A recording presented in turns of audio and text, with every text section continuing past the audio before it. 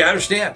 Let's talk a little bit about this icon of scouting, the red jacket. A lot of people call it a red jac-shirt or jacket. Now, the first red jacket actually started to be worn out of necessity because there was some manufacturing issues, and in the 1940s, as far as the felt, the actual material that they made out of.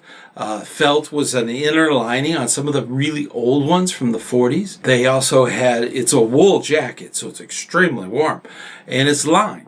So this is one of those things that kind of developed over time. There's a lot of debate, but it seems to focus around the second Scout executive and Philmont.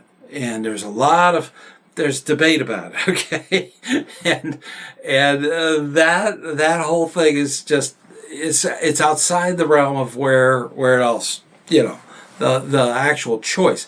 There's many different variations of the red wool jacket, and there's different types that we'll talk about. Now, the original scout leader, the scout master, would wear a macadam jacket. It had 4 pockets, 2 on the breast and 2 down below, and it had a built-in belt that was actually part of the jacket. That was the original scout leader jacket, and it varied from being a dark gray, even plaid. I've seen them in different styles, but it never really had a consistency, and that was a problem. And they wanted that consistent jacket, a very plain jacket, one that could be repaired, one that would last a lifetime. Now, the original jacket was red to be identifiable. If you're out in the field, all green, blue sky, red kind of stands out. And that's a great way of being able to identify where the leadership is, being a red jacket. But they had blue ones, light blue ones, and they also had green ones. And you might even see some of those even today. There are some situations such as Wood Badge where they wear a green jacket instead of the red jacket. So it's a little bit different there. And so it really depends on where you are, what region you're in, what kind of climate you are in, because the green ones typically are cloth. They're not wool. And that way they're not as hot. Whereas where if you want warmth, if you're living up north, you want one of the original red jackets, the red jackets that are out there. Now, there are thinner ones that are just cloth. They're not, it's called a jac-shirt. And jac-shirt is identical to the jacket. It has the same kind of cuffs and the pockets and so on. But it's cloth usually. It's not the heavy wool. And the original ones had felt on the inside. It was lined with felt. So they were very warm. Today, I believe they are poly wool, so that's a mix, and they do different linings on the inside.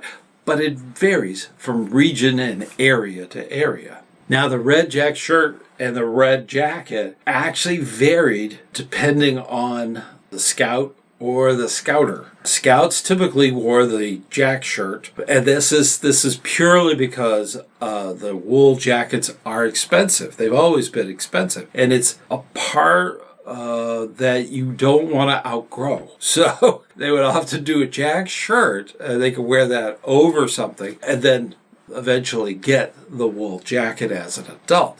So there wasn't any policies or procedures or different levels they had to be at. They did, only Eagle Scouts. No, it varied depending on the sizing and really what you wanted to spend. That's the thing about the red jackets. That's how they have different ones for different uniform use. Now, with that in mind, this is not something you would, if you're at flags, this is something that you would take off. And a lot of times they would just take the jacket off, do the flag ceremony in full regulated uniform. then put the jacket back on because it was cold. So that was something that they did. And it was a tradition, but it really wasn't appropriate. It's like taking your hat off when the flag goes by. That was a custom, still is. The same thing is true with the jacket. They would remove the jacket if they were in a meeting or something of that nature. They don't wear it the whole time. That is not the uniform. It's not a substitute. So keep that in mind. Be proud of your uniform. Be in uniform. It's impressive. So many people have no idea about scouting, and you're a perfect representation of scouting. So please don't feel bad about wearing your uniform.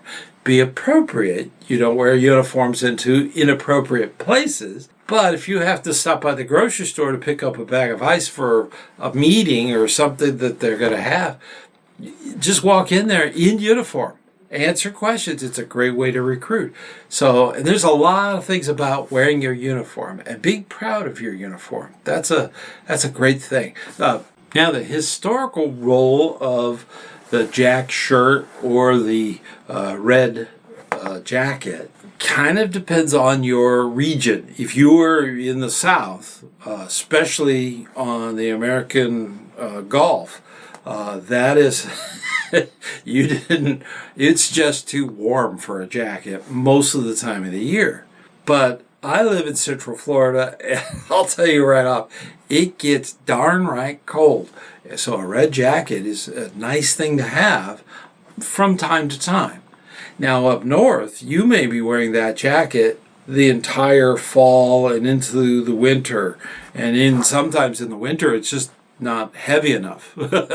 So you might switch to a heavier jacket and then go back to the red jacket in the spring. But it really depends on the area. Historically, the wool jacket typically has to be dry cleaned, so it's expensive. So wearing it in appropriate environments where you're not going to get it soiled, that's one of those things that the individual has to really consider. That's an important thing. Now, the red jacket would often be used to display enormous jamboree patch or an event patch that was significant. I've seen the canoe base, back in the day. That's Northern Tier. It was called the canoe base, and I've seen that back patch on a lot of red jackets. Philmont, I've seen the Philmont, the clover head patch actually put on the back, the oversized. And then I've also seen jamborees. Different jamborees will have a jacket patch, a big jacket patch. Typically, when you get the actual red jacket, there will be a small BSA patch, and that goes on the pocket. So there's instructions on where that goes. But on a lot of the Philmont jackets, they would actually put a bull. If you've gone on a trek, they would put a bull on the red jacket. And the black bull you'll see that on a lot of scouters' red jackets. Now, keep in mind, they have a white one for the ladies. The ladies that go on treks and do that mountain experience at Philmont can wear that bull. So that's the interesting thing that you see on so many of these. Now, the red jacket can have very big sentimental value to a scouter. A lot of times, scouters will actually start putting event patches that they were involved in on their red jacket. It could be covered, almost like a campfire blanket, where it has all these different patches on it. And it too tells a story, just like the uniform tells a story. The red jacket could also tell that story. If you see the Red Bull, you know they've been to Philmont. If they have a jamboree from 1977 jamboree, big square patch on the back of their jacket, you know they were involved in it in some way, whether they went to it or they were a leader at it or something. That's the wonderful thing. A jacket can actually tell that story. It's pretty interesting. And so the red jacket is valued by scouters throughout America. That is a huge thing. Now, patch placement and the traditions around that can vary. Now, we talked about the bowl, and we talked about all the different things that are on a red jacket that you might see. But different placing is really up to the individual. It's their jacket. So the only patch, and it's not even absolutely required, it's optional, is the Scout BSA patch that comes with the jacket. That's usually placed on the pocket. That is the left pocket, like almost like where the rank would go on a uniform shirt. That's where this ends up. But even that is kind of optional. So there's no particular anything. Now, there are people out there that will have things embroidered onto the jacket. I know for a fact that staff members of Woodbatch will often put the different courses that they were on either the back or on the pocket. So it varies. This is something that's optional, and it's up to the individual to do that. There really isn't a placement. There's traditional placements that we talked about earlier, but generally there's no set rule. And with that, being that there's no set rule, you can put things on the jacket just to stir the conversation. Now, I would stay within Scout patches, appropriate patches. That's very important. As a Scout leader, you have to look at that and say, oh, Cub Scouts are going to see that. You have to think about those things.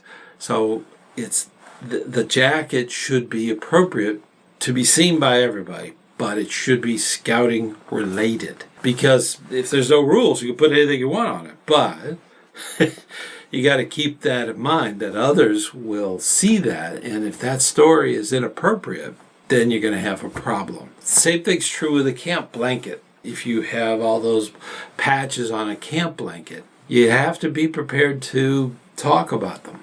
You don't want to hurt anybody's feelings or any of that stuff. That's not the point. Point is to, hey, these are things I know about. If you have questions, I'm glad to help.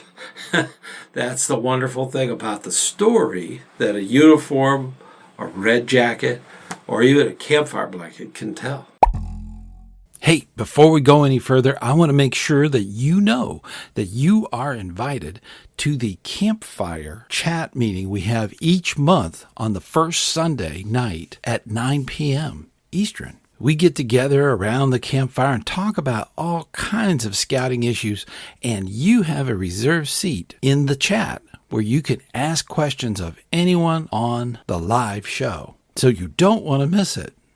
Let me take a moment to just thank all of the patrons on Patreon. They've been financially supporting this podcast for quite some time. Also, I want to thank all of the members of the YouTube channel that have also been supporting financially what we do here.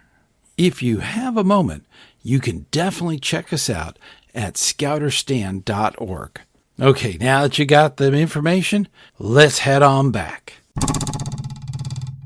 Modern availability. There are red jackets out there that are washable. So they're not only just dry clean. They're a poly wool, which is a combination of those fibers. They are washable. Sometimes the liner is removed during that washing process. Keep in mind, if it's never been washed, that red will come out slightly. So don't put it in with any of the whites. It will turn them bright pink. So that red will fade a little bit. Not much, but a little bit over time. Some that have never been washed, especially the wool ones, they will actually get a little darker over time. It's an oxidation, actually. So you do have to be careful with them. They need to be in a not a totally dry environment. If they're totally kept dry, that over time the wool will actually get brittle. So if you're storing these for a long period of time, you want to make sure there's a little bit of normal moisture in the air. Okay, we're talking 30%, maybe 20%. But if it's absolutely none, that could be damaging over time. Now, you will find these jackets on eBay. You'll find them on all kinds of auction areas. You might even see them at estate sales. These are very valuable collectible items. So be forewarned. There's different kinds, different ones. Look for the supply division logo. It's a round logo that's in there. So make sure that it is authentic. There are lookalikes. There are a lot of, there's no patent per se on that design. A lot of coat companies may come up with something very similar. Do your research. There's a lot of that kind of stuff. And the last thing you want is the uniform police to come running after you. And we need to be nice about it to those individuals who take it upon themselves to correct all the wrongs in uniforming. That's the thing. Kind of a lighthearted view of it. Now, the traditional wool jackets, you do have to make sure that there's a little bit of moisture in the air, not a lot, because then you go in the other direction. You have to have a little bit of moisture in the air. Wool over time shrinks. It's a strange effect. It might even drop a size. So if you normally wear a large, you might want to get an extra large, just so that over time, as it starts to relax a little bit and kind of tighten up the fibers. That's the thing about it. It relaxes in certain areas like the arms, and it tightens up around the waist. So that's the neat thing about wool. It will kind of conform to its shape, and that's one of those things. If you got the moisture right, you keep it clean, keep it away from fires, little sparks, you'll be fine. A jacket will last you many lifetimes. You'll be able to hand that down, provided it's taken care of. Now, the red jacket does tell a story. As I said earlier, when you see that and you see the patches and you see the things that are on it, it can tell a very detailed story, a novel of information about that scouter. It may not be them. That might be the jacket of their father. That's a wonderful thing. It could be a lineage of different things that have happened that you've handed it down through the family. Scouting is like that. It does kind of lend to those traditions. There are personal stories in that jacket. There's events they've been a part of, national jamborees, where all the scouts from all over America came together. That jacket might have been at the closing ceremony of those things. That's the neat thing about the red jacket. If it's a jac-shirt, it might have been one of the original ones that the OA would wear when they were having their adventures at Philmont. These are things that went on in the past that have a wonderful story. When you see these, and it's unique, you need to take a moment and really start to absorb the information that's being shown to you in a red jacket or a jac-shirt. Now, sadly, the red jackets are no longer exclusive. The supply division may or may not produce special runs, but this is something that is not absolutely official. It's not part of the uniform guide other than where to place the patch that comes with the jacket. I believe that is in the uniform guide. But even then it says optional. So it just might be the red jacket, the red jacket by itself. You may see green ones for wood badge. You might see blue ones for Sea Scouts. These are things that are historic.